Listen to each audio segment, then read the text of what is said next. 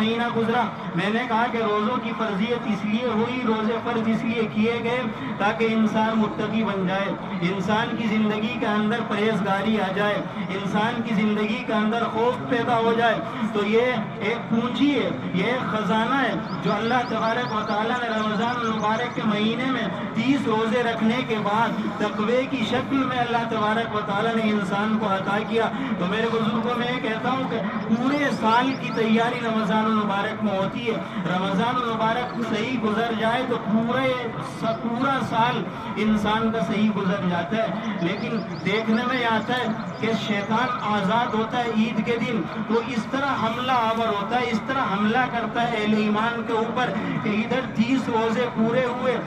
30 روزے پورے ہونے کے بعد اسی رات سے پلاننگ شروع ہو جاتی ہے ہمارے نوجوانوں کی کہ عید کے بعد فلاں نئی پکچر آئے گی، فلاں نئی مووی آئے گی، تو پھر مووی دیکھنے چلا جائے گا، سہارنپور جایا جائے گا، ہال میں جایا جائے گا، اور پتہ نہیں کتنے کاموں کے لوگ ارادے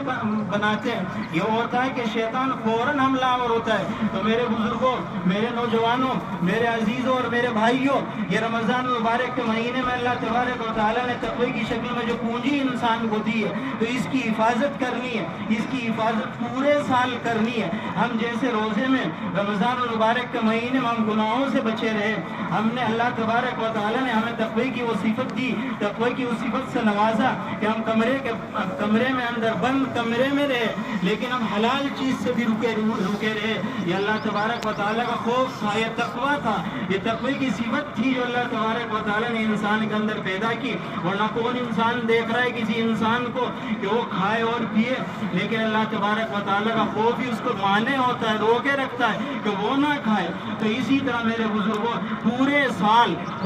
سال گناہوں سے بچے رہنا ہے، محرمات سے بچنا، منکرات سے بچنا، یہی روزے کا مقصد ہے، گناہوں سے بچنا یہی روزے کا مقصد ہے۔ تو میرے بزرگوں، آج ہم یہاں جمع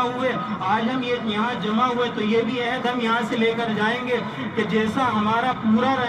مہینہ رمضان المبارک کا گزرا اعمال صالحہ کے ساتھ، اللہ تبارک و تعالیٰ کے سے دعا اور استغفار کے ساتھ، یہ سلسلہ پورے سال جاری رہے گا، اور شیطان کو موقع نہیں دینا ہے، یا شیطان کے چیلے نہیں بننا ہے۔ ہم تو یہ کہتے ہیں کہ یہ شیطان کے چیلے بن جاتے ہیں کہ ادھر 30 روزے رکھے اور پھر اگلے دن سے وہ جو پرانی زندگی تھی شعبان کے مہینے تک جو چلتی آ رہی تھی، پھر وہی عید کے دن سے شروع ہو جاتی ہے۔ تو میرے بزرگوں، یہاں سے جانے کے بعد اس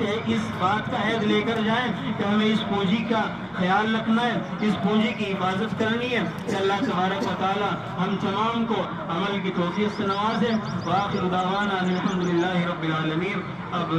نماز کا طریقہ سن لیجئے کہ 2 رکعت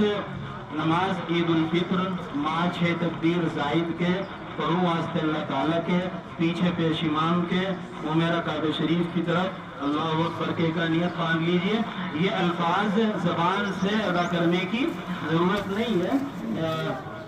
نیت ارادے کا نام ہوتا ہے۔ ایک ہے کہ اللہ تبارک و تعالیٰ نے اس رمضان میں، اس عید کی نماز میں 6 زائد تکبیروں کو رکھا ہے جو واجب ہے۔ یہ ذہن میں رہے، یہ نیت کافی ہو جائے کہ 2 رکعت ہوتی ہے، ذہن میں رہے، کافی ہو جائیں گی۔ طریقہ نماز کا یہ ہوگا کہ جب تکبیر تحریمہ ہوگی تو ہاتھ باندھ لیں گے، ہاتھ باندھنے کے بعد ثنا پڑھیں گے، ثنا کے بعد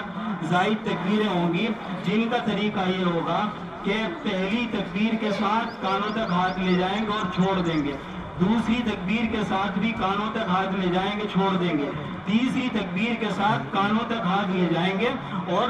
نیت باندھ لیں گے۔ اس کے بعد قرات ہوگی، باقی نماز اسی طرح ہوگی۔ دوسری رکعت میں زائد تکبیریں امام کی قرات کرنے کے بعد ہوں گی۔ ان کا طریقہ یہ ہوگا کہ پہلی 3 تکبیروں میں کان تک ہاتھ لے جانے کے بعد چھوڑ دیے جائیں گے، اور چوتھی تکبیر کے ساتھ رکوع میں چلے جائیں گے۔